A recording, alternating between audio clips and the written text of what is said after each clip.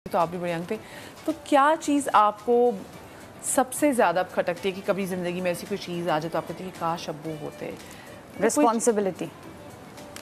जब तक पापा थे तो ये होता था कि कहीं पे भी जॉब करें, कुछ कर रहे हैं तो हमें पता होता था 2 दिन 3 दिन काम किया, किसी ने कुछ कह दिया ना तो हम खुद ही रेजिग्नेशन दे के आते थे कि बस।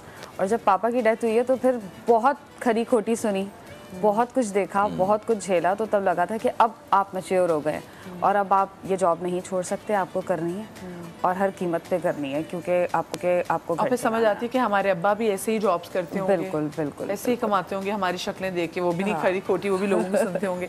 अच्छा, बचपन में कभी आपके वालिद साहब ने, अंकल ने आपको कभी कोई कहते हैं छोटी सी मार लगा दी हो कि आपने कोई सी शरारत? अच्छा, हमारे यहाँ मारने वाला तो कोई सीन नहीं था किसी भी किस्म का, और ना अम्मी ने कभी मारा ना पापा ने कभी मारा। पापा की तो सिर्फ आवाज़ ही काफ़ी थी, हम क्या बाकी लोग भी डरते थे क्योंकि उनकी आवाज़ ही ऐसी थी, और एक अम्मी का इशारा होता था आँख से और पापा की सिर्फ आवाज़ काफ़ी होती थी। मतलब हमें अब मैं देखती हूँ ना बच्चों को कि एक तो उनके पास गैजेट्स है, बहुत सारी चीज़ें हैं, और मैं देख रही होती हूँ कि अगर अम्मा अब्बा खाना खा रहे हैं तो बच्चे मोबाइल में लगे हुए हैं। हमारे पास तो ये सब कुछ नहीं था, बल्कि हमें ये होता था कि अगर पापा आ रहे हैं और फ्राइडे है तो हमें अपनी दीवारें साफ़ करनी है, कहीं पर हमने कोई पेंट, कोई कलर, कोई क्रेयॉन लगा रह गया है, या पापा के कोई दोस्त आ रहे हैं, या ये पता होता था कि अब मेहमान आया तो हमें इस टेबल पे से कोई एक बिस्किट भी उठा के नहीं खाना है क्योंकि पापा अम्मी बैठे हुए। लेकिन अब मैंने देखा है कि बहुत सी खवातीन होती हैं बहुत आराम से केयर फ्री होके कहती हैं ऐसे ही करता है, बहुत शरारती है। बड़ा वाला शरीफ है, बीच वाला ऐसा रह गया।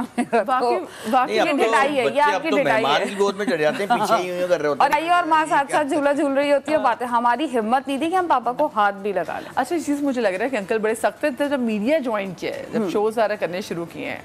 अच्छा, पापा के दौर में मैंने सिर्फ ये किया था कि एक कैफे विजन एक शो आता था जिसके अंदर सारे यंगस्टर्स जाते थे, डिबेट कंपटीशन वगैरह होते थे, तो वो मैंने फर्स्ट टाइम किया था। पापा का ताल्लुक था तबलीगी जमात से, तो सवाल ही पैदा नहीं होता था कि आप कहीं जाएं, तो मैंने सिर्फ उनकी लाइफ में एक रेडियो शो किया था, वो मैंने विन किया था, तो वो सुना था वो पापा ने सुना था बाद में क्योंकि हमने रिकॉर्ड किया था उनके लिए, वो गए हुए थे सहरोज़ा पे। फिर उसके बाद जब ये शो ऑफर हुआ तो मैंने कहा कि पापा उसमें ना सब जाते हैं, first year second year matric के बच्चे सब जा रहे हैं, तो उन्होंने अम्मी के साथ भेजा था।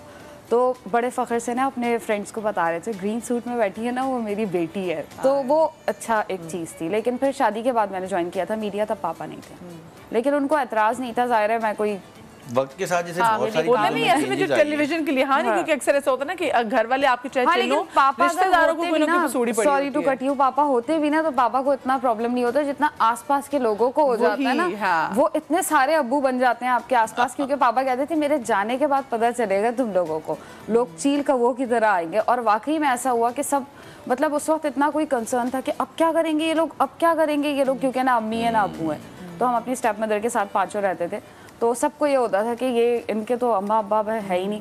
लेकिन जितने भी लोगों ने कंसर्न शो किया था ना, उन्होंने सोयम के बाद शायद कभी हमें कॉल करके पूछा हो कि तुम्हारे घर खाना बना या नहीं बना, राशन डला या नहीं डला।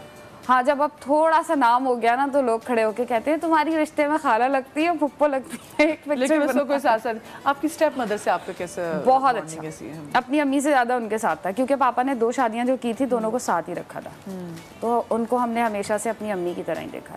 तो वो आपकी मदर से बड़ी थी? नहीं, वो बाद में 10 साल बाद आई थी, अम्मी से छोटी थी। हम 3 बहन भाई हैं, फिर उनके 2 हैं, और वो दोनों बहुत छोटे थे जब पापा की डेथ हुई थी। तो उनके साथ कैसी आपकी बॉन्डिंग है? बहुत अच्छी, उन दोनों की अभी शादी हुई है। तो आप भी बाप क्योंकि बन गए होंगे ना, क्योंकि जब फादर नहीं थे। बिल्कुल बिल्कुल, तो सब कुछ मैंने किया उनका। मैं अपनी छोटी बहन को ये कहती थी, तो हम लोग तो पापा से कभी कुछ कहते भी थे ना, कहना तो बहुत दूर की बात है, अम्मी से बात होती थी, तो होता था कि अब खुद ट्यूशन्स पढ़ाओ, खुद करो कुछ, और फिर आप जाके, मुझे याद है जब पेंटियम 1 का दौर आया था ना, लोगों ने नए नए पेंटियम 1 सजाने शुरू किए थे, तो हमें कहा गया था आप ट्यूशन्स पढ़ा के ये लेंगे, हम पैसे नहीं देंगे, अगर आपको सब कुछ मिल गया तो फिर आपकी एफर्ट कहाँ है, आपको भी पता चले ना बाहर निकल के कि हो क्या रहा है। और अब मैं देखती हूँ जो शॉर्ट कोर्सेज चीज़ें हम लोगों के पेरेंट्स ने हमें, जैसे DIT, सिलाई कढ़ाई, कुकिंग, ये सब कुछ कराया हुआ। और अभी अगर हम नॉर्मली भी हम लोग शूट पे कर रहे होते कोई काम, तो लड़कियां पलट के कहती क्या ये क्या होता है, ये क्या होता है, तो मैं इतनी हैरान होती हूँ कि ये तो बेसिक्स हैं और आपको वो नहीं पता। मतलब हमने वो दौर गुजारा है कि अम्मी और दूसरी अम्मी दोनों मिलके रज़ाई में डोरे डाल रही होती थी, अगर एक सब्जी काट रही है तो दूसरी भून रही है, एक रोटी बेल रही है तो दूसरी पका रही है।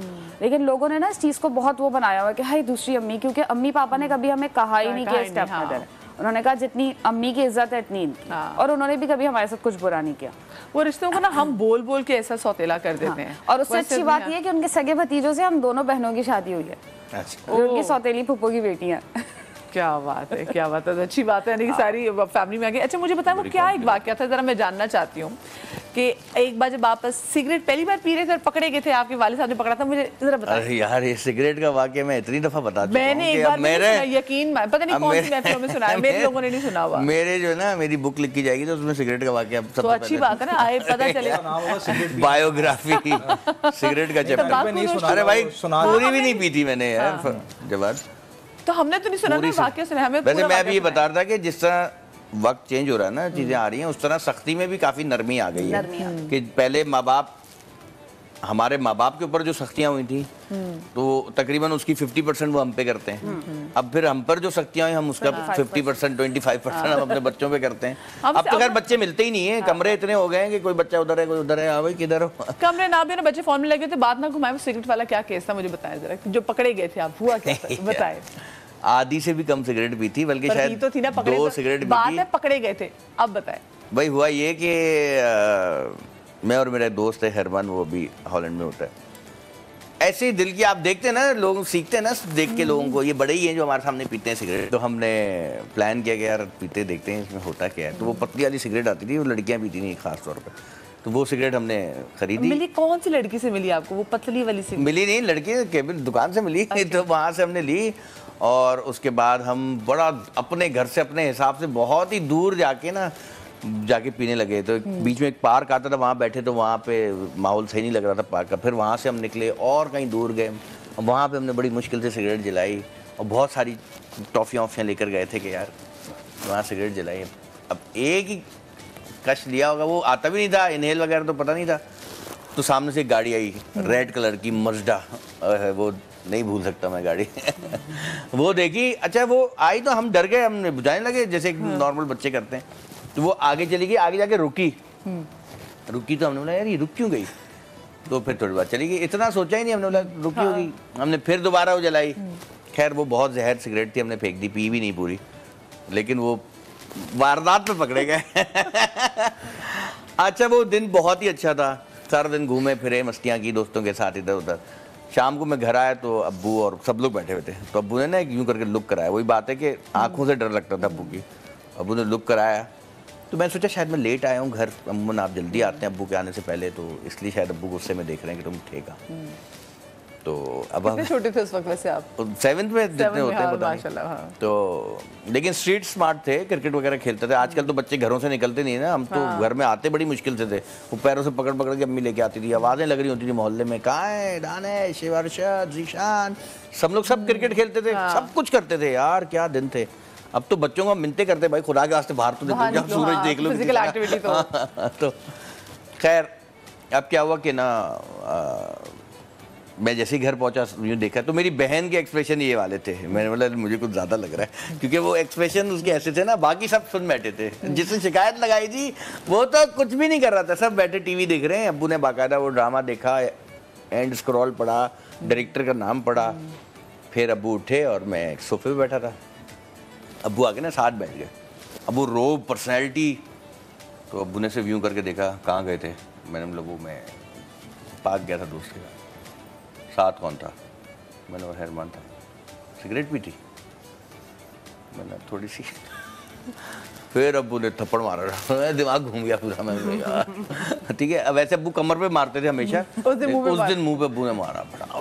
यार ये क्या हुआ अचानक?